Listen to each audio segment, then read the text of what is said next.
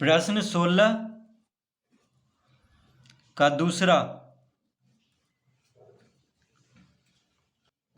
50 metre ऊंचे एक मीनार के आधार तक एक सड़क सीधे जाती है। मीनार की चोटी से सड़क पर एक ही सीध में खड़ी दो कारों के अवनमन कोण क्रमशः 60 डिग्री और 30 डिग्री हैं। दोनों कारों के बीच की दूरी ज्ञात कीजिए। तो पहले हम इसका आकृति बना लेते हैं।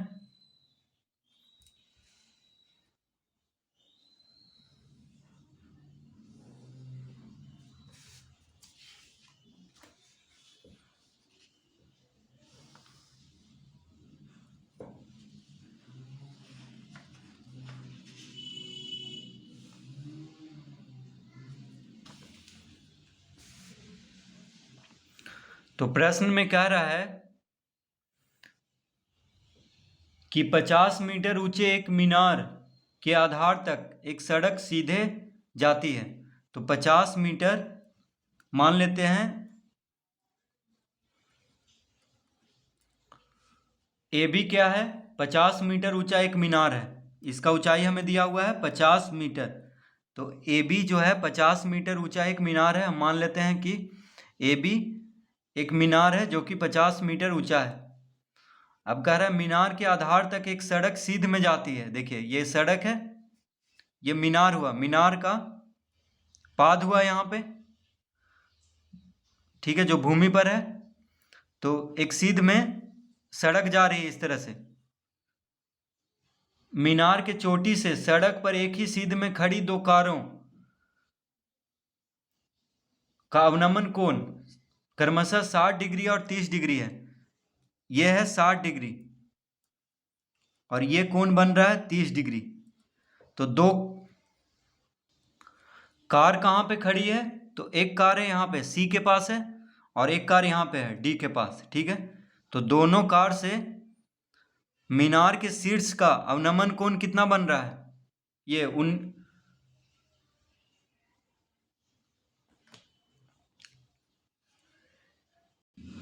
देखिए अवनमन कोण बन रहा है, ठीक है।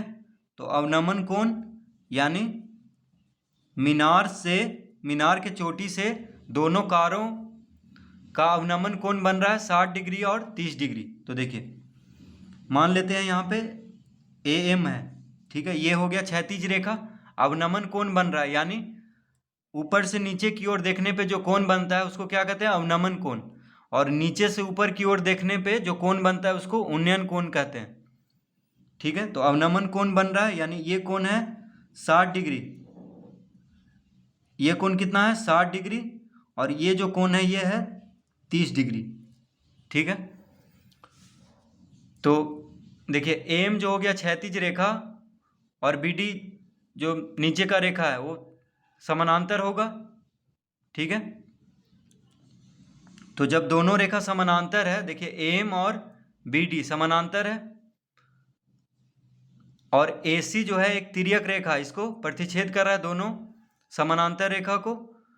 तो ये दोनों कोण क्या होगा? बराबर होगा एकांतर कोण से। उसी तरह ये दोनों कोण भी बराबर होगा एकांतर कोण से, ठीक है। तो ये 30 डिग्री बन रहा है तो यहाँ पे 30 डिग्री बनेगा, देखिए। और ये पूरा 60 डिग्री बन रहा है तो ये 60 डिग्री बनेगा, मतलब दोनों बराबर होगा एकांतर कोण से। तो इस तरह पहले हम इसका चित्र बना लेंगे। तो क्या पूछ रहा है हमसे कि दोनों कारों के बीच की दूरी। तो दोनों कार यहाँ पे, एक कार यहाँ पे है, एक कार यहाँ पे है।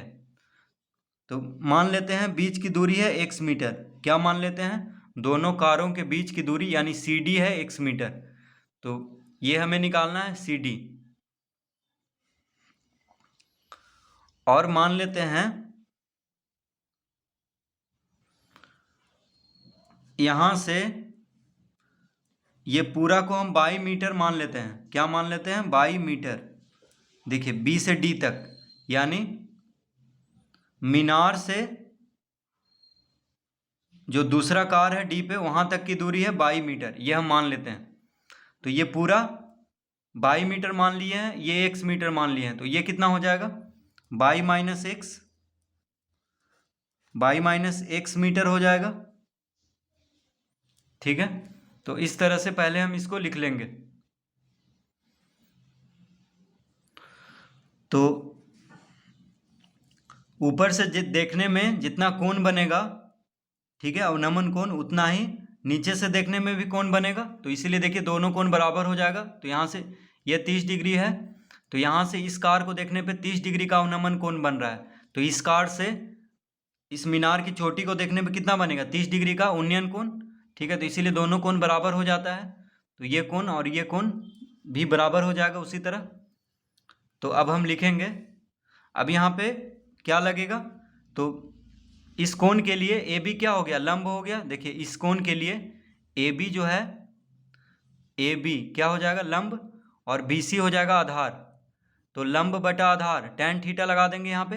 तो tan थीटा बराबर हो जाएगा ए बी बटा बी सी, ठीक है, यानी tan थीटा, थीटा की जगह पे 60 डिग्री लिखेंगे। उसी तरह इस कोण के लिए ए बी हो जाएगा लंब और बी डी हो जाएगा आधार। तो tan थीटा बराबर लिख लेंगे ए बी बटा बी डी, यानी थीटा की जगह पे 30 डिग्री लिखेंगे यहाँ पे। तो सबसे पहले हम लिखेंगे, माना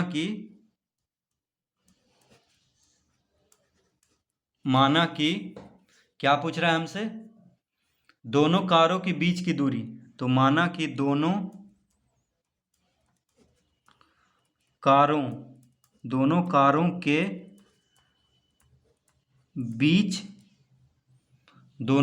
के बीच की दूरी। तो दोनों कारों के बीच की दूरी यानी सी डी हमसे पूछ रहा है। तो सी डी बराबर x मीटर मान लेते हैं। तो माना कि दोनों कारों के बीच की दूरी सी डी बराबर x मीटर। और क्या मान लेंगे, बी डी बराबर 22 मीटर, कॉमा बी डी बराबर 22 मीटर, यानी बी से डी तक को 22 मीटर मान लेंगे।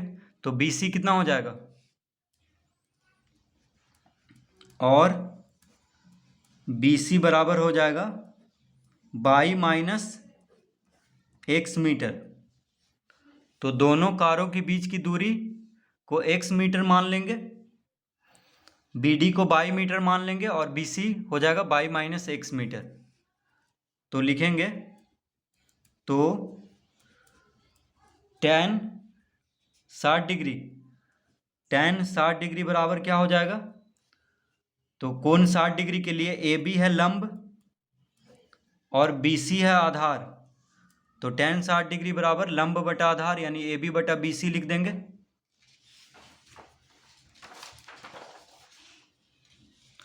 तो tan 60 डिग्री का मान क्या होता है,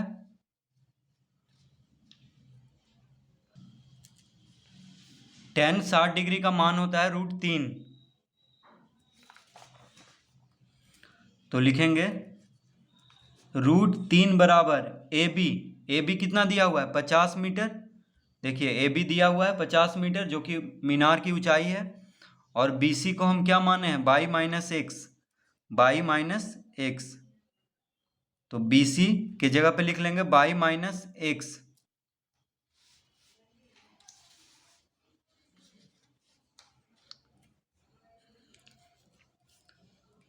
तो तिरछा गुना करेंगे तो क्या हो जाएगा, 22 माइनस एक्स बराबर हो जाएगा 50 बटा √3।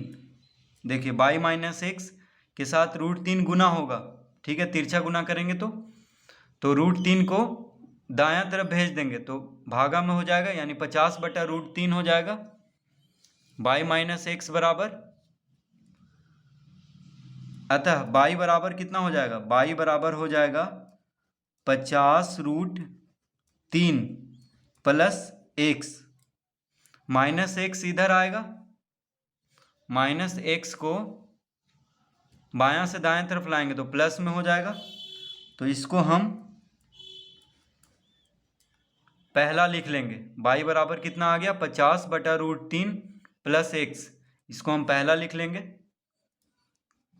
अब tan 30 डिग्री लेंगे।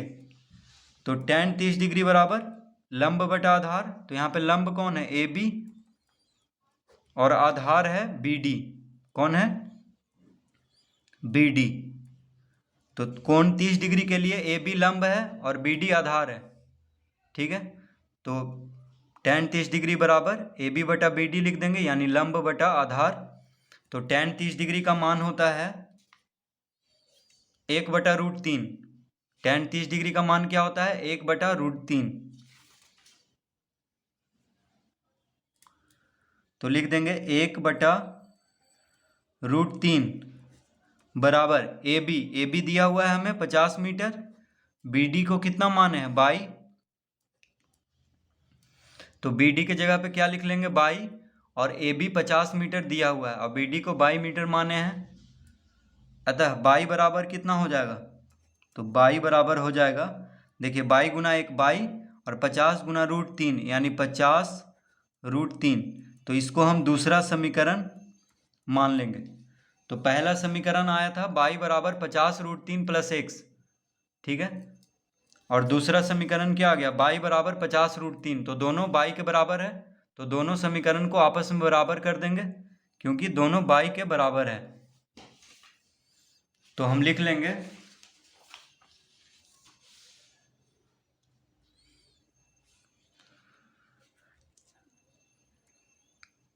अब पहला और दूसरा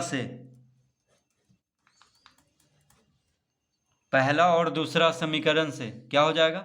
तो पहला समीकरण में 22 बराबर कितना आया था? 50/√3 + x। और दूसरा समीकरण में 22 बराबर कितना आया है? 50√3। तो दोनों को आपस में बराबर कर देंगे तो x का मान आएगा, वही इसका उत्तर हो जाएगा। तो x बराबर कितना हो जाएगा? तो x बराबर हो जाएगा 50√3 माइनस 50/√3। देखिए 50/√3 को बायां से दायां तरफ ले जाएंगे तो माइनस में हो जाएगा, यानी 50√3 माइनस 50/√3। अब इसको हल करेंगे तो √3 लघुत्तम ले लेंगे, ठीक है। √3 लघुत्तम ले लेंगे तो √3 इसके साथ गुना होगा तो 50 गुना √3 गुना √3 क्या हो जाएगा? तो देखिए √3 इसके साथ गुना हो जाएगा तो √3 गुना √3 3 हो गया और 50 दिया 150, यानी 150 आ जाएगा माइनस 50। यहाँ पे तो √3 है तो बस 50 लिख देंगे। तो यहाँ पे 150 कैसे हो गया? तो √3 से गुना होके 3 हो गया, √3 गुना √3 3 हो जाएगा और 50 दिया 150, इस तरह लिख लेंगे। अब 150 में से 50 घटेगा तो क्या आ जाएगा? 100, यानी 100/√3। 100/√3। तो x बराबर कितना आ गया? 100/√3। अब देखिए हर में रूट है तो रूट हटाने के लिए क्या करेंगे? तो इसको हम लिख लेंगे 100/√3 गुना √3 तो अंश और हर में √3 से गुना करेंगे। हर में रूट हटाने के लिए √3 से 100 में भी गुना करेंगे और √3 में भी गुना करेंगे, यानी अंश और हर दोनों में गुना करेंगे। तो कितना आ जाएगा?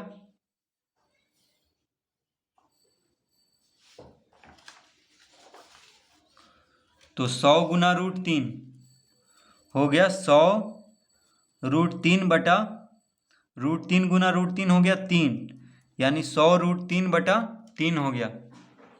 तो 100√3 कितना हो जाएगा? यानी 100 गुना √3 का मान होता है 1.732 बटा में 3 है, ठीक है। √3 का मान क्या होता है? 1.732।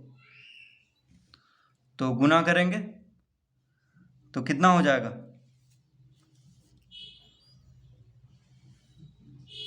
तो इसको गुना कर देंगे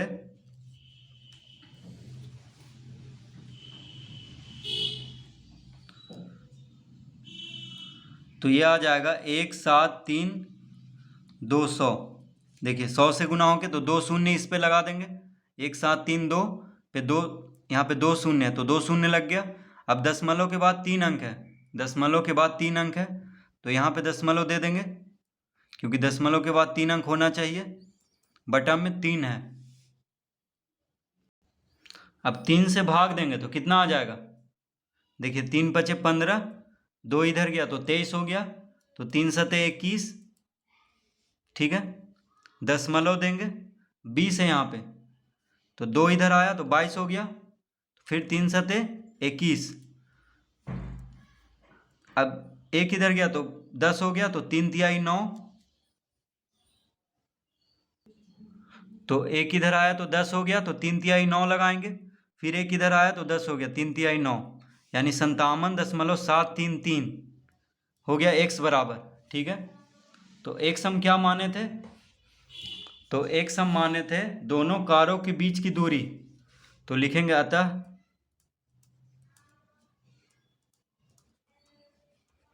अतः दोनों कारों के बीच की दूरी, अतः दोनों कारों के बीच